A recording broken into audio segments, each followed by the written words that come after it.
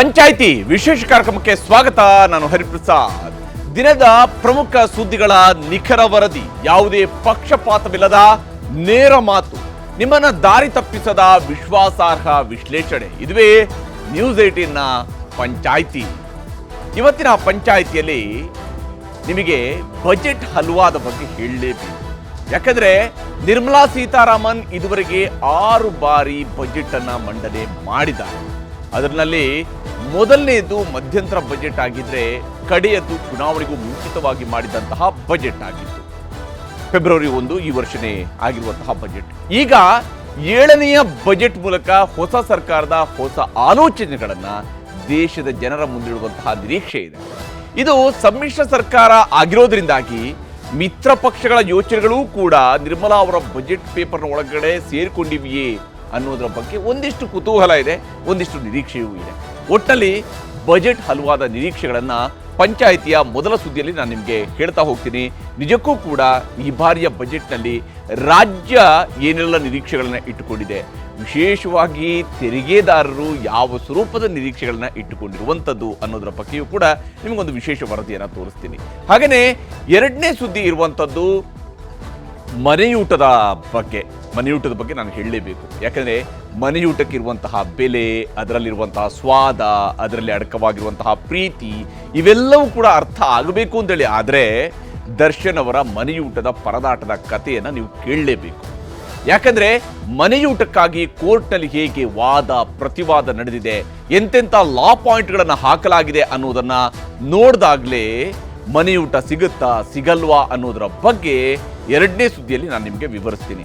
ನಿಜಕ್ಕೂ ಕೂಡ ಮನೆಯೂಟದ ಬಗ್ಗೆ ಯಾರು ಹಗುರವಾಗಿ ಮಾತಾಡಬಾರ್ದು, ಹಗುರವಾಗಿ ಅದನ್ನು ಪರಿಗಣಿಸಬಾರ್ದು ಅನ್ನುವಂಥದ್ದನ್ನಂತೂ ದರ್ಶನ್ ಅವರ ಈ ಒಂದು ಎಪಿಸೋಡ್ ಅತ್ಯಂತ ಸ್ಪಷ್ಟವಾಗಿ ಮನದಟ್ಟು ಮಾಡಿಕೊಟ್ಟಿದೆ. ಯಾಕಂದರೆ ಮನೆಯೂಟ ಬೇಕು ಅಂತೇಳಿ ಹೈಕೋರ್ಟ್ಗೆ ಅರ್ಜಿ ಹಾಕಿದ್ರು, ಈಗ ಮ್ಯಾಜಿಸ್ಟ್ರೇಟ್ ಕೋರ್ಟಲ್ಲಿ ವಾದ ಪ್ರತಿವಾದ ನಡೀತಾ ಇದೆ, ಲಾ ಪಾಯಿಂಟ್ಗಳನ್ನು ಹಾಕ್ತಾ ಇದ್ದಾರೆ. ಯಾವ ಕಾರಣಕ್ಕೆ ಊಟ ಕೊಡಬೇಕು, ಯಾವ ಕಾರಣಕ್ಕೆ ಮನೆ ಊಟ ಕೊಡಬೇಕು, ಏನು ಚಿಕನ್ನು ಬಿರಿಯಾನಿನೇ ಕೊಡೋದಕ್ಕೆ ಆಗುತ್ತಾ, ಇಲ್ಲಿವರೆಗೂ ಕೂಡ ಪಾಯಿಂಟ್ಗಳು ಬಂದು ನಿಂತಿರುವಂಥದ್ದು. ಎಲ್ಲ ವಿಚಾರಗಳನ್ನು ನಿಮಗೆ ವಿವರಿಸ್ತಾ ಹೋಗ್ತೀನಿ. ಈಗ ಮೊದಲ ಸುದ್ದಿಯನ್ನು ನಿಮಗೆ ನಾನು ವಿವರಿಸ್ತೀನಿ. ಭಾಳ ಮುಖ್ಯವಾಗಿ ಬಜೆಟ್ ಹಲ್ವಾದ ಬಗ್ಗೆ ಹೇಳಲೇಬೇಕು. ಯಾಕಂದರೆ ಬಜೆಟ್ ತಯಾರಿಕೆಗೂ ಮುಂಚಿತವಾಗಿ ಒಂದು ಸಾಂಪ್ರದಾಯಿಕವಾಗಿ ಹಲ್ವಾ ತಯಾರಿಕೆ ಆಗುತ್ತೆ. ಆ ಮೂಲಕವಾಗಿ ಬಜೆಟ್ ಅತ್ಯಂತ ರುಚಿಕರವಾಗಿರುತ್ತೆ ಅನ್ನುವಂಥದ್ದು ಕೂಡ ದೇಶದ ಜನರ ಮುಂದೆ ಹೇಳುವಂಥದ್ದು. ದೇಶದ ಭವಿಷ್ಯ, ದೇಶದ ಮುಂದಿನ 1 ವರ್ಷದ ಆಡಳಿತದ ಚೌಕಟ್ಟು ಹೆಂಗಿರುತ್ತೆ ಅನ್ನೋದನ್ನು ಬಜೆಟ್ ಸಾಮಾನ್ಯವಾಗಿ ಹೇಳ್ತಾ ಇರ್ತಾರೆ. ಹಾಗೆಯೇ ವಿಶೇಷವಾಗಿ ಮೋದಿ ಸರ್ಕಾರ ಆಳ್ವಿಕೆಗೆ ಬಂದ ನಂತರ ಮೋದಿ ಸರ್ಕಾರ ತನ್ನ ಬಜೆಟನ್ನು ಕೇವಲ 1 ವರ್ಷದ ಒಂದು ಡಾಕ್ಯುಮೆಂಟ್ ಅನ್ನೋದಕ್ಕೆ ಅದು ಸೀಮಿತ ಮಾಡಿಕೊಂಡಿಲ್ಲ. ಬದಲಿಗೆ ಅದನ್ನು ಆರಂಭದ ವರ್ಷಗಳಲ್ಲಿ ನೋಡ್ತಾ ಹೋದಾಗ ನೀವು ಗಮನಿಸಿರ್ಬೋದು, 2022ಕ್ಕೆ ರೈತರ ಆದಾಯದಲ್ಲಿ ದ್ವಿಗುಣ ಆಗುತ್ತೆ ಅನ್ನೋಂತ ಹೇಳ್ತಾ ಇದ್ರು. ಈ ರೀತಿಯಾದಂತಹ ಮಾತುಗಳನ್ನು ಅವರು ತಮ್ಮ ಭಾಷಣಗಳಲ್ಲಿ, ಬಜೆಟ್ ಭಾಷಣಗಳಲ್ಲಿ ಅರುಣ್ ಜೇಟ್ಲಿ ಅವರ ಕಾಲದಲ್ಲಿ ಹೇಳ್ತಾ ಇದ್ರು. ನಿರ್ಮಲಾ ಸೀತಾರಾಮನ್ ಅವರ ಕಾಲಕ್ಕೆ ಬಂದಾಗ 2022, 2024 ಹತ್ರಕ್ಕೆ ಬಂದಾಗ್ಲೇ 2047ರ ಬಗ್ಗೆ ಮಾತನಾಡೋದಕ್ಕೆ ಶುರು ಮಾಡಿದರೆ ವಿಕಸಿತ ಭಾರತದ ಬಗ್ಗೆ ಹೇಳ್ತಾ ಇದ್ದಾರೆ. ಇಂಥ ಸಂದರ್ಭದಲ್ಲಿ ಸಾಮಾನ್ಯ ತೆರಿಗೆದಾರರು ಬಹಳಷ್ಟು ನಿರೀಕ್ಷೆಗಳನ್ನು ಇಟ್ಟುಕೊಂಡಿದ್ದಾರೆ. ಅದರ ಬಗ್ಗೆ ಒಂದು ವರದಿಯನ್ನು ನಿಮಗೆ ತೋರಿಸ್ತೀನಿ.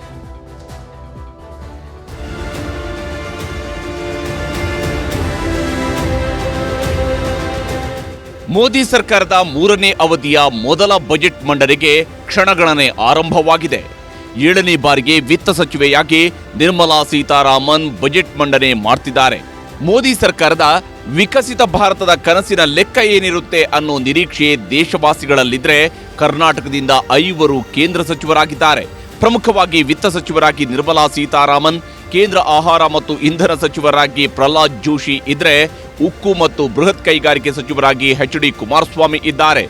ಇನ್ನು ರಾಜ್ಯ ಖಾತೆ ಸಚಿವರಾಗಿ ವಿ ಸೋಮಣ್ಣ, ಶೋಭಾ ಕರಂದ್ಲಾಜೆ ಇದ್ದು ರಾಜ್ಯದ ಜನರು ಬೆಟ್ಟದಷ್ಟು ನಿರೀಕ್ಷೆ ಇಟ್ಕೊಂಡಿದ್ದಾರೆ.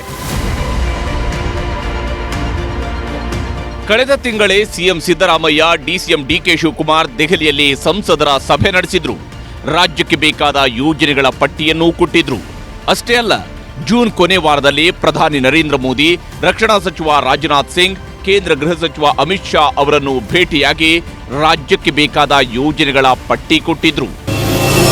ಭದ್ರಾ ಮೇಲ್ದಂಡೆ ಯೋಜನೆಗೆ ಕಳೆದ ಬಜೆಟ್ನಲ್ಲಿ ಘೋಷಿಸಿದ್ದ 5,300 ಕೋಟಿ ರೂಪಾಯಿ ಈ ಬಾರಿಯಾದರೂ ಬಜೆಟ್ನಲ್ಲಿ ಮತ್ತೆ ಘೋಷಣೆಯಾಗುತ್ತಾ ಅನ್ನುವಂತಹ ನಿರೀಕ್ಷೆ ಇದೆ. ಬೆಂಗಳೂರು ಹೊರವಲಯದಲ್ಲಿ ಪೆರಿಫೆರಲ್ ರಿಂಗ್ ರೋಡ್ ನಿರ್ಮಾಣಕ್ಕೆ, ಬೆಂಗಳೂರು ನಗರ ವ್ಯಾಪ್ತಿಯಲ್ಲಿ 60 ಕಿಲೋಮೀಟರ್ಗೂ ಹೆಚ್ಚು ಸುರಂಗ ಮಾರ್ಗ ನಿರ್ಮಾಣಕ್ಕೆ ಒಟ್ಟು 9,000 ಕೋಟಿ ರೂಪಾಯಿಗೆ ಮನವಿ ಮಾಡಿದ್ದು, ಹಣ ಸಿಗುತ್ತಾ ಅನ್ನೋ ನಿರೀಕ್ಷೆ ಹೆಚ್ಚಾಗಿದೆ. ರಾಯಚೂರಿನಲ್ಲಿ ಏಮ್ಸ್ ಆಸ್ಪತ್ರೆ ನಿರ್ಮಾಣ ಆಗಬೇಕು, ಹಾಸನ ಅಥವಾ ಮೈಸೂರಲ್ಲಿ ಐಐಟಿ ಸ್ಥಾಪನೆ ಮಾಡಬೇಕು ಅಂತ ರಾಜ್ಯ ಸರ್ಕಾರ ಬೇಡಿಕೆ ಇಟ್ಟಿದೆ. ಮೇಕೆದಾಟು ಡ್ಯಾಂ ನಿರ್ಮಾಣಕ್ಕೆ ಅನುದಾನ ಮತ್ತು ಸಹಕಾರ ಕೊಡಬೇಕು, ಮಹದಾಯಿ ಯೋಜನೆಗೆ ಅನುಮತಿ ಮತ್ತು ಅನುದಾನ ಕೊಡಬೇಕು ಅನ್ನೋ ಮನವಿ ಮಾಡಲಾಗಿದ್ದು, ಇದಕ್ಕೆ ಅನುಮತಿ ಸಿಗುತ್ತಾ ಅನ್ನುವಂತಹ ನಿರೀಕ್ಷೆ ಇದೆ. ಇನ್ನು ನಮ್ಮ ಮೆಟ್ರೋ ಮಾರ್ಗವನ್ನ ಹೆಚ್ಚುವರಿಯಾಗಿ 45 ಕಿಲೋಮೀಟರ್ ವಿಸ್ತರಣೆಗೆ 15,611 ಕೋಟಿ ರೂಪಾಯಿ ಸಿಗುತ್ತಾ ಅನ್ನೋ ನಿರೀಕ್ಷೆ ಇದ್ರೆ, ರಾಜ್ಯಕ್ಕೆ ಬರಬೇಕಾದ ಬರ ಪರಿಹಾರದ ಬಾಕಿ ಮತ್ತು 15ನೇ ಹಣಕಾಸು ಆಯೋಗದ ಬಾಕಿ ಹಣವನ್ನು ಈ ಬಾರಿ ಕೊಡ್ತಾರಾ ಅನ್ನೋ ನಿರೀಕ್ಷೆ ಇದೆ. ಇನ್ನು ರಾಜ್ಯದಲ್ಲಿ ಬಾಕಿ ಇರುವ ಮತ್ತು ವಿಸ್ತರಣೆ ಆಗಬೇಕಿರುವ 20 ರೈಲ್ವೆ ಯೋಜನೆಗಳಿವೆ. ಹಾಗೆಯೇ ಕಲಬುರಗಿ ಮತ್ತು ಮಂಗಳೂರಿನಲ್ಲಿ ಪ್ರತ್ಯೇಕ ರೈಲ್ವೆ ವಲಯ ಸ್ಥಾಪನೆ ಆಗಬೇಕಿದೆ. ಇನ್ನು ಜಿಎಸ್ಟಿ ಅಡಿ ರಾಜ್ಯದಿಂದ 4.5 ಲಕ್ಷ ಕೋಟಿ ರೂಪಾಯಿಯಷ್ಟು ತೆರಿಗೆ ಹೋಗ್ತಿದ್ದು, ರಾಜ್ಯಕ್ಕೆ ಕೇವಲ 50 ರಿಂದ 52 ಸಾವಿರ ಕೋಟಿ ರೂಪಾಯಿ ಮಾತ್ರ ವಾಪಸ್ ಬರ್ತಿದೆ ಅನ್ನುವ ಆರೋಪವನ್ನ ಕಾಂಗ್ರೆಸ್ ನಿರಂತರವಾಗಿ ಮಾಡುತ್ತಾ ಬಂದಿದೆ. ಹೀಗಾಗಿ ನಮ್ಮ ತೆರಿಗೆ ನಮ್ಮ ಹಕ್ಕು ಎಂದು ವಾದಿಸುತ್ತಿರುವ ಕಾಂಗ್ರೆಸ್ನವರ ಬಾಯಿ ಮುಚ್ಚಿಸಲು ರಾಜ್ಯಕ್ಕೆ ತೆರಿಗೆ ಹಣ ಹೆಚ್ಚಳ ಮಾಡ್ತಾರಾ ಅನ್ನುವ ನಿರೀಕ್ಷೆಯೂ ಇದೆ.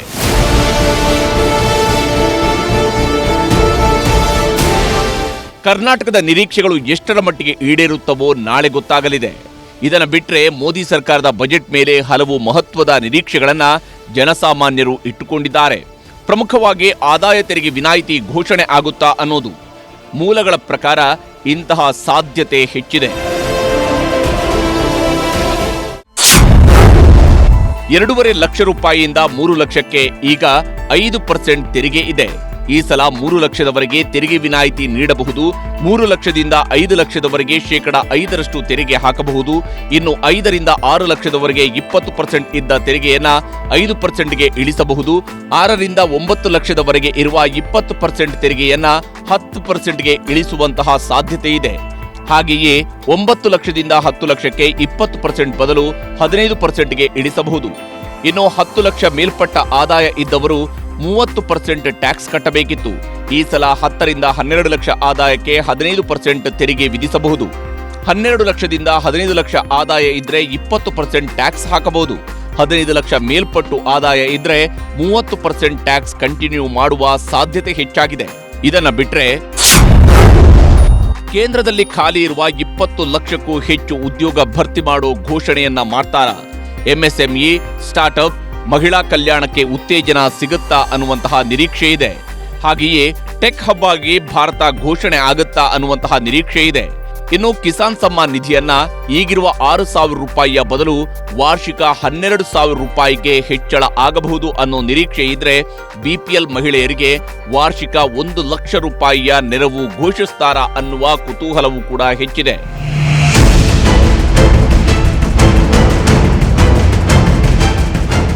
ಜನರ ನಿರೀಕ್ಷೆಗಳಿಗೆ ಪೂರಕವಾಗಿ ಎನ್ಡಿಎ ಸರ್ಕಾರ ಏನೇನು ಘೋಷಣೆ ಮಾಡುತ್ತೋ ಗೊತ್ತಿಲ್ಲ. ಆದರೆ ಇವತ್ತು ನಿರ್ಮಲಾ ಸೀತಾರಾಮನ್ ಈ ವರ್ಷದ ಆರ್ಥಿಕ ಸಮೀಕ್ಷೆಯನ್ನ ಮಂಡಿಸಿದ್ದಾರೆ. ದೇಶದ ಜಿಡಿಪಿ ಬೆಳವಣಿಗೆ ದರ 6.5 ರಿಂದ 7% ತಲುಪುತ್ತಂತೆ. ದೇಶದ ಹಣದುಬ್ಬರ ದರ 5.4% ನಿಂದ 4.5%ಗೆ ಇಳಿಕೆ ಆಗುತ್ತಂತೆ. ಆಹಾರ ಹಣದುಬ್ಬರ ದರ 7.5ಕ್ಕೆ ತಲುಪುತ್ತೆ ಅಂತ ನಿರ್ಮಲಾ ಸೀತಾರಾಮನ್ ಸಂಸತ್ ಕಲಾಪದಲ್ಲಿ ಸಮೀಕ್ಷೆಯ ಲೆಕ್ಕ ಕೊಟ್ಟಿದ್ದಾರೆ. ಹಾಗಿದ್ದರೂ ನಾಳೆ 7ನೇ ಬಜೆಟ್ ಮಂಡಿಸುತ್ತಿರುವ ನಿರ್ಮಲಾ ಸೀತಾರಾಮನ್ ಯಾರಿಗೆ ಯಾವ್ಯಾವ ತರದ ಹಲವಾ ಕೊಡ್ತಾರೆ ಅನ್ನೋದನ್ನ ಕುತೂಹಲದಿಂದ ನೋಡಬೇಕಿದೆ.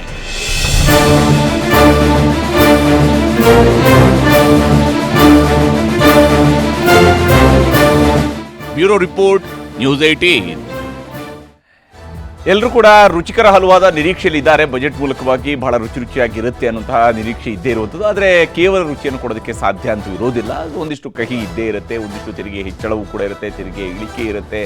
ಯಾವ್ಯಾವ ಸ್ವರೂಪದಲ್ಲಿ ಆರ್ಥಿಕತೆಗೆ ವೇಗ ಕೊಡುವಂತಹ ನಿಟ್ಟಿನಲ್ಲಿ ಕ್ರಮವನ್ನು ನಿರ್ಮಲಾ ಸೀತಾರಾಮನ್ ಅವರು ಈ ಅವಧಿಯಲ್ಲಿ ಕೈಗೊಳ್ತಾರೆ ಅನ್ನೋದು. ಯಾಕಂದರೆ ವಿಕಸಿತ ಭಾರತ ಮತ್ತು ವಿಶೇಷವಾಗಿ ಇನ್ನೂ ಒಂದು ಗುರಿ ಇದೆ, ವಿಶ್ವದ 3ನೇ ಅತಿದೊಡ್ಡ ಅರ್ಥವ್ಯವಸ್ಥೆಯಾಗಿ ರೂಪಿಸಿ 5 ಟ್ರಿಲಿಯನ್ನ ಇಕಾನಮಿಯಾಗಿ ನಮ್ಮ ದೇಶವನ್ನು ಬಿಲ್ಡ್ ಮಾಡುವಂತಹ ಒಂದು ದೊಡ್ಡ ಗುರಿ ಇದೆಯಲ್ಲ, ಅದು ಮುಂದಿನ 2 ವರ್ಷಗಳಲ್ಲಿ ಸಾಧಿಸಬಹುದಾಗಿರುವಂತಹ ಗುರಿಯಾಗಿರೋದಾಗಿ ಆ ನಿಟ್ಟಿನಲ್ಲಿ ಮಹತ್ವದ ನಿರ್ಧಾರಗಳನ್ನು, ಮಹತ್ವದ ಸ್ಟೆಪ್ಸನ್ನು ನಿರ್ಮಲಾ ಸೀತಾರಾಮನ್ ಅವರು ತೆಗೆದುಕೊಳ್ಳುವಂತಹ ಎಲ್ಲ ನಿರೀಕ್ಷೆಗಳು ಇದ್ದೇ ಇರುವಂಥ. ಜೈಲಿನಲ್ಲಿರುವಂತಹ ವ್ಯಕ್ತಿ ಬಿಸಿ ನೀರು ಕುಡಿದ್ರೂ ಕೂಡ ಅದರ ಲೆಕ್ಕ ಇರುತ್ತೆ. ಯಾವ ಕಾರಣಕ್ಕಾಗಿ ಬಿಸಿ ನೀರು ಕೊಟ್ಟಿದ್ದೀವಿ ಅನ್ನೋದನ್ನು ಕೂಡ ಕೋರ್ಟ್ನಲ್ಲಿ ಲಾಯರ್ ಮಾತನಾಡ್ತಾರೆ. SPP ಇವತ್ತು ವಾದ ಮಂಡಿಸುವಂತಹ ಸಂದರ್ಭದಲ್ಲಿ ಈ ವಿಚಾರವನ್ನು ಕೂಡ ಹೇಳಿದರು. ಬಿಸಿ ನೀರನ್ನು ಅವರಿಗೆ ಜ್ವರ ಇದ್ದಂಥ ಸಂದರ್ಭದಲ್ಲಿ ನೀಡಲಾಗಿದೆ ಅನ್ನುವಂಥ ಅಂಶಗಳ ಬಗ್ಗೆಯೂ ಕೂಡ ಉಲ್ಲೇಖ ಆಗಿತ್ತು. ಅಂದರೆ ಯಾವ ಸ್ವರೂಪದ ಲೆಕ್ಕಾಚಾರ ಇಲ್ಲಿ ನಡೆಯುತ್ತೆ ಅಂತೇಳಿ. ಇನ್ನು ಮನೆಯೂಟ ಬೇಕು ಅಂತ ದರ್ಶನ್ ಪರ ವಕೀಲರು ಕೇಳ್ತಾ ಇದ್ದಾರೆ. ತಮ್ಮ ಕಕ್ಷಿದಾರರಿಗೆ ಮನೆಯೂಟ ಬೇಕು, ಅವರೇನು ಅಪರಾಧಿ ಅಲ್ಲ, ಅವರು ಆರೋಪಿಯಷ್ಟೇ. ಹೀಗಾಗಿ ಜೈಲ್ ಮ್ಯಾನ್ಯಲ್ನಲ್ಲಿ ಇರುವಂತಹ ನಿಯಮಗಳ ಪ್ರಕಾರವಾಗಿ ಅವರಿಗೆ ಮನೆಯೂಟವನ್ನು ಪಡ್ಕೊಳ್ಳುವಂತಹ ಅವಕಾಶ ಇದೆ, ಆ ಅವಕಾಶವನ್ನು ಕಲ್ಪಿಸಿಕೊಡಬೇಕು ಅನ್ನೋದನ್ನು ಹೇಳಿದರು. ಆದರೆ ಸದ್ಯಕ್ಕೆ ಜಡ್ಜ್ಮೆಂಟನ್ನು 25ನೇ ತಾರೀಕಿಗೆ ರಿಸರ್ವ್ ಮಾಡಿಟ್ಟಿದ್ದಾರೆ. ಅಲ್ಲಿವರೆಗೆ ಅಂದರೆ ಊಟ ಇಮಿಡಿಯೇಟಾಗಿ ಮನೆ ಊಟ ಕೊಡಬೇಕಾದ ಪರಿಸ್ಥಿತಿಯಲ್ಲಿ ದರ್ಶನ್ ಇಲ್ಲ ಅನ್ನುವಂಥದ್ದು ಇವತ್ತು ಕೋರ್ಟ್ನಲ್ಲಿ ವಾದ ಪ್ರತಿವಾದ ಗಮನಿಸಿದ ನಂತರ ಬಹುಶಃ ನ್ಯಾಯಾಧೀಶರು ಕೂಡ ಅನ್ನಿಸಿರಬೇಕು. ಈ ಕಾರಣಕ್ಕೆ ಅವರು ತಮ್ಮ ಜಡ್ಜ್ಮೆಂಟನ್ನು ರಿಸರ್ವ್ ಮಾಡಿಟ್ಟಿದ್ದಾರೆ. 25ನೇ ತಾರೀಕು ಕೊಡ್ತಾರೆ. ಏನು ನಡೀತಾ ಹಾಗಾದರೆ ಇವತ್ತು ಕೋರ್ಟ್ನಲ್ಲಿ ಅನ್ನೋದನ್ನು ನಿಮಗೆ ಹೇಳಲೇಬೇಕು. ನಾನು ಕೋರ್ಟ್ನಲ್ಲಿ ಏನು ನಡೀತು ಅನ್ನೋದನ್ನು ನಿಮಗೆ ತೋರಿಸ್ತಾ ಹೋಗ್ತೀನಿ. ದರ್ಶನ್ ಪರವಾಗಿ ವಾದವನ್ನು ಮಂಡನೆ ಮಾಡಿದಂಥವರು ರಾಘವೇಂದ್ರ ಅವರು, ದರ್ಶನ್ ಪರ ವಕೀಲರು. ದರ್ಶನ್ಗೆ ಜೈಲು ಊಟ ಜೀರ್ಣ ಆಗ್ತಾ ಇಲ್ಲ ಅನ್ನೋದ್ರಿಂದ ಶುರುವಾಗುತ್ತೆ ಅವರ ವಾದ. ಜೀರ್ಣ ಆಗ್ತಾ ಇಲ್ಲ, ಅವ್ರಿಗೆ ಅಜೀರ್ಣ ಆಗ್ತಾ ಇದೆ, ಅವ್ರಿಗೆ ಸಮಸ್ಯೆ ಆಗ್ತಾ ಇದೆ ಹೊಟ್ಟೆಯಲ್ಲಿ ಅನ್ನುವಂಥದ್ದನ್ನ ಹೇಳ್ತಾ ಇದ್ದಾರೆ. ದರ್ಶನ್ ಮಲಗೋದಿಕ್ಕೆ ಅವರಿಗೆ ಹಾಸಿಗೆ ಕೂಡ ಬೇಕು ಅನ್ನೋದನ್ನು ಕೇಳಿದ್ದಾರೆ. ಆದರೆ ಆರೋಪಿ ಮನೆ ಊಟವನ್ನು ಪಡೆಯೋದಕ್ಕೆ ಅವಕಾಶ ಇದೆ, ಪಡಿಬಹುದು ಅನ್ನೋದನ್ನು ಕೂಡ ರಾಘವೇಂದ್ರ ಅವರು ತಮ್ಮ ವಾದದ ಸಂದರ್ಭದಲ್ಲಿ ಪ್ರಸ್ತಾಪ ಮಾಡ್ತಾ ಇದ್ರು. ವಿಚಾರಣಾಧೀನ ಕೈದಿಗೆ ಇಂಥದ್ದೊಂದು ಮನೆಯೂಟವನ್ನು ಪಡೆಯುವಂತಹ ಹಕ್ಕಿದೆ ಅನ್ನುವಂಥ ಅಂಶವನ್ನು ಹೇಳಿದ್ದಾರೆ. ಆದರೆ ಹಕ್ಕು ಇದೆಯಾ ಇಲ್ಲೋ ಅನ್ನೋದ್ರ ಬಗ್ಗೆ SPP ಅವರು ಏನು ಹೇಳಿದ್ದಾರೆ ಅನ್ನೋದನ್ನು ನಿಮಗೆ ಮುಂದೆ ಹೇಳ್ತೀನಿ. ಜೈಲಿನ ಕೈಪಿಡಿಯಲ್ಲಿ ಇದರ ಉಲ್ಲೇಖ ಇದೆ, ಅಂದರೆ ಮನೆಯೂಟವನ್ನು ಆತ ಪಡ್ಕೊಳ್ಬಹುದು ಅನ್ನುವಂಥದ್ದು ಜೈಲಿನ ಕೈಪಿಡಿಯಲ್ಲಿ, ಜೈಲಿನ ಮ್ಯಾನ್ಯಲ್ನಲ್ಲಿ, ಜೈಲ್ ಮ್ಯಾನ್ಯಲ್ ಅಂತ ಹೇಳ್ತೀವಲ್ಲ ಅದರಲ್ಲಿ ಅವಕಾಶ ಇದೆ, ಪ್ರಿಸನ್ ಮ್ಯಾನ್ಯಲ್ನಲ್ಲಿ ಅವಕಾಶ ಇದೆ. ಕೆಲ ನಿಬಂಧನೆಗಳನ್ನು ಹಾಕಿ, ಅಂದರೆ ಏಕಾಏಕಿ ಕೊಡೋದಕ್ಕಾಗೋದಿಲ್ಲ, ಕೆಲ ನಿಬಂಧನೆಗಳನ್ನು ಹಾಕಬಹುದು, ಅದನ್ನು ಹಾಕಿ ಮನೆ ಊಟವನ್ನು ಪೂರೈಸಬಹುದು ಅಂತೇಳಿ. ತನಿಖೆ ಪೂರ್ಣಗೊಳ್ಳದ ವೇಳೆ ಮನೆ ಊಟ ನೀಡಬಹುದು. ಅಂದರೆ ಇನ್ನೂ ಕೂಡ ತನಿಖೆ ಮುಗಿದಿಲ್ಲ, ಇವರು ಅಪರಾಧಿ ಅಂತ ಹೇಳೋದು ಸಾಬೀತಾಗಿಲ್ಲ, ಅವ್ರೀಗ ಆರೋಪಿ ಅಷ್ಟೇ, ಅವ್ರು ವಿಚಾರಣಾಧೀನ ಕೈದಿ ಅಷ್ಟೇ. ಹೀಗಾಗಿ ಅವರಿಗೆ ಮನೆ ಊಟ ಕೊಡಬಹುದು. ಜೈಲ್ ಮ್ಯಾನ್ಯಲ್ನ ಸೆಕ್ಷನ್ 30 ಪ್ರಕಾರ ವಿಚಾರಣಾಧೀನ ಕೈದಿಗೆ ಇಂಥದ್ದೊಂದು ಅವಕಾಶ ಇದೆ, ಮನೆಯೂಟವನ್ನು ಪಡ್ಕೊಳ್ಳುವಂಥದ್ದೊಂದು ಅವಕಾಶ ಇದೆ ಅಂತೇಳಿ. ಹಾಗೆಯೇ ಸ್ವಂತ ಬಟ್ಟೆಯನ್ನು ಧರಿಸಲು, ಅಂದರೆ ಜೈಲಿನವರು ಕೊಟ್ಟಿರುವಂತಹ ಬಟ್ಟೆನೇ ಹಾಕಬೇಕು ಅಂತಿಲ್ಲ, ಸ್ವಂತ ಬಟ್ಟೆಯನ್ನು ಹಾಕ್ಕೊಳ್ಬೋದು, ಹಾಸಿಗೆಯನ್ನು ಬಳಕೆ ಮಾಡ್ಕೊಳ್ಬೋದು, ಬಟ್ಟೆ, ಚಪ್ಪಲಿ, ಹಾಗೆಯೇ ಹಾಸಿಗೆ, ಊಟ ಇವೆಲ್ಲವನ್ನು ಕೂಡ ಪಡೆಯೋದಕ್ಕೆ ಅವ್ರಿಗೆ ಅವಕಾಶ ಇದೆ ಅನ್ನೋದನ್ನು ವಾದದಲ್ಲಿ ಮಂಡಿಸಿದ್ದಾರೆ ರಾಘವೇಂದ್ರ ಅವರು, ದರ್ಶನ್ ಪರ ವಕೀಲರು. ವಿಚಾರಣಾಧೀನ ಕೈದಿ, ಸಿವಿಲ್ ಕೈದಿ, ಹಾಗೆಯೇ ಸತ್ಯಾಗ್ರಹಿಗಳಿಗೆ ಯಾರ್ಯಾರಿಗೆಲ್ಲ ಇಂಥ ಅವಕಾಶ ಇದೆ ಅಂತ ಹೇಳಿದರೆ ವಿಚಾರಣಾಧೀನ ಕೈದಿಗಳು, ಸಿವಿಲ್ ಕೈದಿಗಳು ಮತ್ತು ಸತ್ಯಾಗ್ರಹಿಗಳಿಗೆ ಇಂತಹ ಅವಕಾಶಗಳು ಇದಾವೆ ಅನ್ನುವಂಥದ್ದನ್ನು ಹೇಳಿದ್ದಾರೆ. ಏನೋ ಸ್ವಂತ ಹಣದಲ್ಲಿ ಮನೆಯೂಟವನ್ನು ಪಡೆಯೋದಕ್ಕೆ ಅವಕಾಶ ಇದೆ, ಅಂದರೆ ಈ ಊಟಕ್ಕೆ ಹಣವನ್ನು ಅವರೇ ಖರ್ಚು ಮಾಡ್ಕೊಳ್ಬೇಕು, ಸ್ವಂತ ಹಣದಲ್ಲಿ ಅವರು ಪಡ್ಕೊಳ್ಬಹುದು ಅಂತೇಳಿ. ವಿಶೇಷವಾಗಿ ಅವರು ಇನ್ನೊಂದು ವಾದವನ್ನು ಹೇಳಿದೆ, ಮರಣದಂಡನೆ ಶಿಕ್ಷೆಗೊಳಗಾದಂತಹ ಅಪರಾಧಿಗೂ ಕೂಡ ಕೆಲ ಅವಕಾಶಗಳನ್ನು ಕೊಡುತ್ತೆ ನಮ್ಮ ಕೋರ್ಟ್ಗಳು, ಕೆಲವು ನಮ್ಮ ಪ್ರಿಸನ್ ಮ್ಯಾನ್ಯಲ್ನಲ್ಲಿ ಇಂಥ ಅವಕಾಶಗಳಿದ್ದಾವೆ. ಆದರೆ ಇಲ್ಲಿ ದರ್ಶನ್ ಅವರು ಸ್ಟಾರ್ ಆಗಿದ್ದಾರೆ ಅನ್ನುವಂಥ ಏಕೈಕ ಕಾರಣಕ್ಕಾಗಿ ಜೈಲಾಧಿಕಾರಿಗಳು ಅವರಿಗೆ ಮನೆಯೂಟವನ್ನು ನಿರಾಕರಿಸ್ತಾ ಇದ್ದಾರೆ ಅನ್ನುವಂತಹ ವಾದವನ್ನು ಕೂಡ ಮಂಡಿಸಿದ್ದಾರೆ. ಪಾತಕಿ ಚಾರ್ಲ್ಸ್ ಶೋಭರಾಜ್ ಅಂದರೆ ದೊಡ್ಡ ಸೀರಿಯಲ್ ಕಿಲ್ಲರ್ ಚಾರ್ಲ್ಸ್ ಶೋಭರಾಜ್, ಆತನಿಗೂ ಕೂಡ ಇಂತಹ ಸೌಲಭ್ಯವನ್ನು ಕೊಟ್ಟಿದ್ರು, ಮನೆಯೂಟವನ್ನು ಪಡ್ಕೊಳ್ಳುವಂತಹ ಸೌಲಭ್ಯವನ್ನು ಕೊಟ್ಟಿದ್ದರು. ಆತ ತಿಹಾರ್ ಜೈಲಿನಲ್ಲಿದ್ದ, ಆತನಿಗೂ ಕೂಡ ಇಂಥ ಅವಕಾಶ ಕೊಟ್ಟಿದ್ರು ಅಂತೇಳಿ. ದರ್ಶನ್ಗೆ ಸರ್ಜರಿ ಆಗಿರೋದ್ರಿಂದಾಗಿ ಇಲ್ಲಿ SPP ಅವರ ವಾದವನ್ನು ನಾವು ಗಮನಿಸ್ತಾ ಹೋದಾಗ, ಪ್ರಸನ್ನ ಕುಮಾರ್ ಅವರ ವಾದವನ್ನು ನಾವು ನೋಡ್ತಾ ಹೋದಾಗ ದರ್ಶನ್ಗೆ ಸರ್ಜರಿ ಆಗಿರುವಂಥದ್ದು ಈ ಎಲ್ಲ ವಿಚಾರಗಳನ್ನು ಅವರು ಹೇಳಿದ್ದಾರೆ.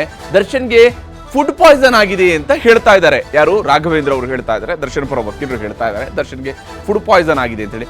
ಆದರೆ ಒಂದೇ ಒಂದು ಬಾರಿ ಕೂಡ ಅವರಿಗೆ ಭೇದಿ ಆಗಿದೆ ಅಂತ ಅವರು ಚಿಕಿತ್ಸೆಯನ್ನು ಪಡ್ಕೊಂಡಿಲ್ಲ. ಅಂದರೆ ಯಾವುದೇ ವ್ಯಕ್ತಿಗೆ ಫುಡ್ ಪಾಯ್ಸನ್ ಆಗಿ ವಿಪರೀತ ಭೇದಿಯಾಗಿದೆ ಅಂತ ಚಿಕಿತ್ಸೆ ಪಡ್ಕೊಳ್ಬೇಕು. ಆದರೆ ಇವರು ಅಂತ ಯಾವುದೇ ಚಿಕಿತ್ಸೆಯನ್ನು ಪಡ್ಕೊಂಡಿಲ್ಲ ದರ್ಶನ್ ಅವರು. ನ್ಯಾಯಾಂಗ ಬಂಧನಕ್ಕೆ ಕಳಿಸಿದಾಗ ವೈದ್ಯಕೀಯ ಪರೀಕ್ಷೆಯನ್ನು ಕೂಡ ಮಾಡಿಸಲಾಗಿದೆ. ಅವ್ರಿಗೆ ವೈದ್ಯಕೀಯ ಪರೀಕ್ಷೆಯನ್ನು ಕೂಡ ನಾವು ಮಾಡಿಸಿದ್ದೀವಿ ಅನ್ನೋದನ್ನು ಹೇಳಿದ್ದಾರೆ.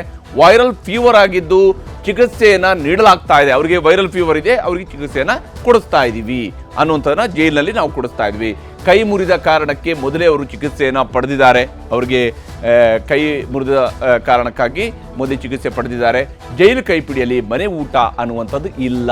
ನಾನು ಆಗಲೇ ಹೇಳಿದ್ನಲ್ಲ ಏನಿರುತ್ತೆ ಇದರ ಬಗ್ಗೆ ಅಂತ. ಜೈಲ್ ಮ್ಯಾನ್ಯುವಲ್ನಲ್ಲಿ ಮನೆ ಊಟದ ಬಗ್ಗೆ ಅವಕಾಶ ಇಲ್ಲ. ಆದರೆ ಹುಷಾರಿಲ್ಲದಿದ್ದರೆ ಡಯಟ್ ಅಂತೇಳಿ ವಿಶೇಷ ಡಯಟ್ ಅಂತೇಳಿ 30 ದಿನ ನೀಡಬಹುದು. ವಿಶೇಷ ಡಯಟನ್ನು 30 ದಿನ ಮಾಡಿಸ್ಬೋದು. ಹುಷಾರಿಲ್ಲದಾಗ ಮಾತ್ರ ವಿಶೇಷ ಊಟವನ್ನು ಕೊಡಿಸಬಹುದು. ಇದು ಜೈಲ್ ಮ್ಯಾನ್ಯುವಲ್ನಲ್ಲಿ ಇಂಥ ಅವಕಾಶ ಇದೆ. ದಿನವೂ ಬಿರಿಯಾನಿ ಚಿಕನ್ ತಿನ್ನಬೇಕು ಅಂದರೆ ಅದನ್ನು ಕೊಡೋದಕ್ಕೆ ಆಗೋದಿಲ್ಲ ಅನ್ನುವಂಥ ಅಂಶವನ್ನು ಕೂಡ ಉಲ್ಲೇಖ ಮಾಡಿದ್ದಾರೆ ಇಲ್ಲಿ SPP ಅವರು.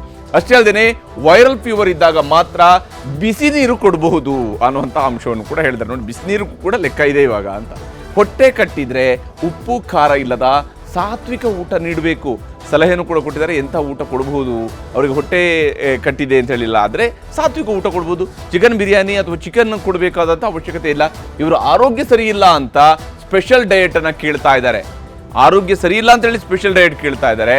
ಆದರೆ ಜೈಲು ಅಧಿಕಾರಿಗಳು ನಿರ್ಧಾರ ಕೈಗೊಂಡು 15 ದಿನ ಇಂತಹ ಸ್ಪೆಷಲ್ ಡಯಟ್ ಏನಾದರೂ ಕೊಡಿಸ್ಬೋದು. ಕೇವಲ 15 ದಿವಸ ಮಾತ್ರ ಅಲ್ಲ, ಅವ್ರು ಎಷ್ಟು ಮಾತ್ರ ಕೊಡ್ಬೋದು, ಎಷ್ಟು ದಿವಸ ಜೈಲಲ್ಲಿ ಇರ್ತಾರೋ ಅಷ್ಟು ದಿವಸ ಕೊಡಿಸೋದಕ್ಕೆ ಅವಕಾಶ ಇಲ್ಲ ಅಂತೇಳಿ. ದರ್ಶನ್ ಅರೆಸ್ಟ್ ಆದಾಗಲೂ ಕೂಡ ಅವರು ಜಿಮ್ನಲ್ಲೇ ಇದ್ರು ಅನ್ನುವಂತಹ ಅಂಶವನ್ನು ಕೂಡ ಉಲ್ಲೇಖ ಮಾಡಿದ್ದಾರೆ. ಅಂದರೆ ಅವರು ಫಿಟ್ ಆ್ಯಂಡ್ ಫೈನ್ ಆಗಿದ್ರು ಅಂತೇಳಿ, ಜಿಮ್ಮಲ್ಲಿದ್ರು. ಕಸರತ್ತು ವ್ಯಾಯಾಮ ಮಾಡುವಾಗ ಕೈ ನೋವು ಅವ್ರಿಗೆ ಇರಲಿಲ್ಲ. ಈಗ ಅವರೇನು ಕೈ ನೋವುದ ವಿಚಾರವನ್ನು ಉಲ್ಲೇಖ ಮಾಡ್ತಾ ಇದ್ದಾರಲ್ಲ, ಅಲ್ಲಿ ಇರಲಿಲ್ಲ. ಕೈಗಾಯದ ರಿಪೋರ್ಟ್ನಲ್ಲಿ ಸ್ಟೇಬಲ್ ಅಂತ ಇದೆ. ಅದಕ್ಕೆ ಸಂಬಂಧಪಟ್ಟಂಥ ರಿಪೋರ್ಟನ್ನು ಕೂಡ ವೈದ್ಯರ ಮೂಲಕವಾಗಿ ಪಡ್ಕೊಂಡಿರುತ್ತೆ ಸರ್ಕಾರ, ಅಂದರೆ ಪೊಲೀಸರು. ಜೈಲೂಟ ಸರಿಯಾಗಿಲ್ಲ, ಅದಕ್ಕೆ ತೂಕ ಕಡಿಮೆ ಆಗಿದೆ ಅಂತ ಹೇಳ್ತಾ ಇದ್ದಾರೆ. ಜೈಲೂಟ ಸರಿಯಾಗಿಲ್ಲ, ಹೀಗಾಗಿ ತೂಕ ಕಡಿಮೆ ಆಗ್ತಿದೆ ಅಂತ ಹೇಳ್ತಿದ್ದಾರೆ. ಜೈಲಿನಲ್ಲಿರುವಾಗ ಎಲ್ಲ ಸೌಲಭ್ಯ ಬೇಕು ಅಂದರೆ ಹೇಗೆ ಸ್ವಾಮಿ ಅನ್ನುವಂಥ ಪ್ರಶ್ನೆಯೂ ಕೂಡ ಇಲ್ಲಿ ಕೇಳಿದ್ದಾರೆ SPP ಅವರು. ಬಡವ ಶ್ರೀಮಂತ ಸ್ಟಾರ್ ಅಂತ ಏನೂ ಭೇದ ಭಾವ ಮಾಡೋದಕ್ಕೆ ಆಗೋದಿಲ್ಲ. ಯಾಕಂದರೆ ಕಾನೂನು ಎಲ್ರಿಗೂ ಕೂಡ ಒಂದೇ ಇರುವಂಥದ್ದು ಅನ್ನೋದನ್ನು ನಾವು ಪ್ರತಿ ಬಾರಿ ಹೇಳ್ತೀವಲ್ಲ, ಅದನ್ನು SPP ಅವರು ಕೂಡ ಹೇಳಿದ್ದಾರೆ. ಕಾನೂನು ಏನಿದೆಯೋ, ಕಾನೂನು ಪ್ರಕಾರ ಏನಿದೆಯೋ ಅದರ ಪ್ರಕಾರ ಮಾತ್ರನೇ ಕೊಡಬೇಕು. ಅದರ ಹೊರತಾಗಿ ವಿಶೇಷವಾದಂತಹ ಪ್ರಾವಿಷನ್ಸ್ ಥರ ಕೊಡಬಾರ್ದು. ದರ್ಶನ್ಗೆ ಜ್ವರ ಇದ್ದರೆ ಚಿಕಿತ್ಸೆಯನ್ನು ಕೊಡಿಸ್ಬೇಕು, ಕೊಡಿಸಿ ಅದನ್ನು. ಅದರಲ್ಲಿ ಯಾವುದೇ ರೀತಿಯಾದಂತಹ ವಿರೋಧ ಇಲ್ಲ. ಜೈಲಿನಲ್ಲಿ 5,000 ಜನ ಇದ್ದಾರೆ, ಅವರನ್ನು ಕೂಡ ನಾವು ನೋಡ್ಕೊಳ್ಬೇಕಲ್ವಾ. ಅಂದರೆ ಸರ್ಕಾರದನ್ನು ನೋಡ್ಕೊಳ್ಬೇಕಲ್ವಾ. 5,000 ಜನ ಜೈಲಿನ ಒಳಗಡೆ ಇನ್ಮೇಟ್ಸ್ ಇರ್ತಾರಲ್ಲ, ಅವರನ್ನು ನೋಡ್ಕೊಳ್ಬೇಕಲ್ಲ. ಕೇವಲ ದರ್ಶನ್ ಒಬ್ಬರನ್ನು ನೋಡ್ಕೊಳ್ಳೋದಕ್ಕೆ ಸಾಧ್ಯ ಆಗುತ್ತಾ ಅನ್ನುವಂಥದ್ದು. ಈ ರೀತಿಯಾಗಿ ವಾದವನ್ನು ಮಂಡಿಸಿದಾಗ ದರ್ಶನ್ ಪರ ವಕೀಲರಾಗಿರುವಂಥ ರಾಘವೇಂದ್ರ ಅವರು ಹೇಳಿದ್ದಾರೆ, ಆಹಾರ ಅನ್ನುವಂಥದ್ದು ಮೂಲಭೂತ ವಿಚಾರ. ನೋಡಿ, ಇದು ಪ್ರತಿಯೊಬ್ಬನ ರೈಟ್ಸ್, ಇದು ಒಳ್ಳೆಯ ಆಹಾರವನ್ನು ತಿನ್ನುವಂಥದ್ದು. ಫಿಲ್ಮ್ ಆ್ಯಕ್ಟರ್ ಆಗಿದ್ದೇ ಇಲ್ಲಿ ತಪ್ಪಾಗಿದೆಯಾ ಹಾಗಾದರೆ ಅನ್ನುವಂತಹ ಪ್ರಶ್ನೆ ಕೇಳಿದ್ದಾರೆ. ಇಲ್ಲಿ ಆಗಿರುವಂಥದ್ದು ಅದೇ, ಅವ್ರು ತಪ್ಪಾಗಿರೋದು ಅಂದರೆ ಅವ್ರು ಫಿಲ್ಮ್ ಆ್ಯಕ್ಟರ್ ಅಂತೇಳಿ. ಊಟ ಒಂದು ಕೊಟ್ಟರೆ ಸಾಕಿದೆ ಈಗ ನಮಗೆ ಅನ್ನುವಂಥದ್ದನ್ನು ಕೇಳ್ತಾ ಇದ್ದಾರೆ. ಒಂದು ಒಳ್ಳೆಯ ಊಟ ಮಾಡ್ಕೊಳ್ಳೋದಕ್ಕೆ ಅವರಿಗೆ ಊಟ ಒಂದು ಕೊಟ್ಟರೆ ಸಾಕಿದೆ ಅನ್ನುವಂತಹ ವಾದವನ್ನು ಮಾಡಿದ್ದಾರೆ. ಆದರೆ ಸಿನಿಮಾ ನಟ ಆಗಿದ್ದರೆ ಅದು ತಪ್ಪಲ್ಲ ಅನ್ನುವಂತಹ ಪ್ರತಿವಾದವನ್ನು ಇಲ್ಲಿ ಪ್ರಸನ್ನ ಕುಮಾರ್ ಅವರು ಮಾಡಿದ್ದಾರೆ. ಆದರೆ ತಪ್ಪೇನು ಅಂತ ಹೇಳಿದರೆ, ನಟ ಆಗಿ ಕೊಲೆ ಮಾಡಿದ್ದಿದೆಯಲ್ಲ ಅದು ತಪ್ಪು ಅಂತ. ಅಂದರೆ ಅವರು ಸಿನಿಮಾ ನಟ, ಹಾಗಾಗಿ ಅವರಿಗೆ ಊಟ ಕೊಡಬಾರ್ದು ಅಂತ ಹೇಳೋದಕ್ಕೆ ಅಂತೇಳಿ ಅವ್ರ ಜೈಲಿನಲ್ಲಿ ಯಾರು ಕರ್ಕೊಂಡೋಗಿ ಕೂಡ್ತಿಲ್ಲ. ಇವತ್ತು ದರ್ಶನ್ ಜೈಲಿನಲ್ಲಿ ಇರುವಂಥದ್ದಕ್ಕೆ ಕಾರಣ ಏನು? ಕೊಲೆ ಆರೋಪ. ಕೊಲೆ ಆರೋಪದ ಮೇಲೆ ಅವರು ಜೈಲಿನಲ್ಲಿ ಇರುವಂಥದ್ದು, ಹೀಗಾಗಿ ಅವರು ಕೈದಿ, ವಿಚಾರಣಾಧೀನ ಕೈದಿಯವರು. ಇದೇ ಕಾರಣಕ್ಕಾಗಿ ನಾವು ಕಾನೂನನ್ನು ಸರಿಸಮಾನವಾಗಿ ನೋಡಬೇಕು ಅನ್ನುವಂತಹ ಪ್ರತಿವಾದವನ್ನು ಮಾಡಿದ್ದಾರೆ. ಇದೆಲ್ಲವನ್ನು ಕೂಡ ವಾದ ಪ್ರತಿವಾದವನ್ನು ಆಲಿಸಿರುವಂತಹ ನ್ಯಾಯಾಲಯ ಈ ಒಂದು ಪ್ರಕರಣದಲ್ಲಿ ತೀರ್ಪನ್ನು 25ನೇ ತಾರೀಕಿಗೆ ಕಾಯ್ದಿರಿಸಿದೆ. ಆದರೆ ಒಂದಂತೂ ಸ್ಪಷ್ಟವಾಗಿದೆ, ಈ ಒಂದು ಇಡೀ ಪ್ರಕರಣವನ್ನು ನಾವು ನೋಡ್ತಾ ಹೋದಾಗ ದರ್ಶನ್ ತನ್ನ ಊಟಕ್ಕಾಗಿಯೂ ಕೂಡ ಪರದಾಟವನ್ನು ಪಡಬೇಕಾದಂತಹ ಪರಿಸ್ಥಿತಿ ನಿರ್ಮಾಣ ಆಗಿದೆಯಲ್ಲ. ಇದು ಪ್ರಾಸೆಸ್ ಶುರುವಾಗಿದೆ ಯಾವಾಗ ಹೇಳಿ 12 ದಿವಸಗಳ ಹಿಂದೆ, 10ನೇ ತಾರೀಕಿನಿಂದ ಸ್ಟಾರ್ಟ್ ಆಗಿದೆ. ಕೋರ್ಟ್ ಮೆಟ್ಟಿಲೇರಿ ಕೋರ್ಟ್ನಲ್ಲಿ ವಾದ ಪ್ರತಿವಾದ ಎಲ್ಲವೂ ಕೂಡ ಆರಂಭವಾಗಿ ಆಲ್ರೆಡಿ 12 ದಿವಸ ಕಳೆದಿದೆ. 12 ದಿವಸ ಆದರೂ ಕೂಡ ಅವರಿಗೆ ಊಟ, ಮನೆ ಊಟದ ಭಾಗ್ಯ ಇನ್ನೂ ಕೂಡ ಸಿಕ್ಕಿಲ್ಲ. ಮನೆ ಊಟವನ್ನು ಬಹಳ ಕೇವಲವಾಗಿ ನೋಡುವಂಥವ್ರಿಗೂ ಕೂಡ ಇದೊಂದು ದೊಡ್ಡ ಪಾಠ ಆಗಬೇಕು. ಮನೆ ಊಟದ ಮಹತ್ವ ಏನು ಅನ್ನುವಂಥದ್ದು ಕೂಡ ಇಲ್ಲಿ ಗೋಚರ ಆಗ್ತಾ ಇರುವಂಥದ್ದು. ದರ್ಶನ್ಗೆ ಬೇಕಾದಾಗ ಬೇಕೆನಿಸಿದನ್ನೋದನ್ನು ತಿನ್ನೋದಕ್ಕೆ ಬೇಕಾದ ಎಲ್ಲ ಅವಕಾಶ ಕೂಡ ಇತ್ತು. ಆದರೆ ಈಗ ಅಂಥ ಅವಕಾಶಗಳಿಲ್ಲ. ಕಾನೂನಿನ ಚೌಕಟ್ಟಿನಲ್ಲಿ ಏನಿದೆಯೋ ಅಷ್ಟು ಮಾತ್ರ ಈಗ ಅವರಿಗೆ ಸಿಗೋದಕ್ಕೆ ಸಾಧ್ಯ ಇರುವಂಥದ್ದು. ಇದು ಇವತ್ತಿನ ಪಂಚಾಯಿತಿ. ನಮಸ್ಕಾರ.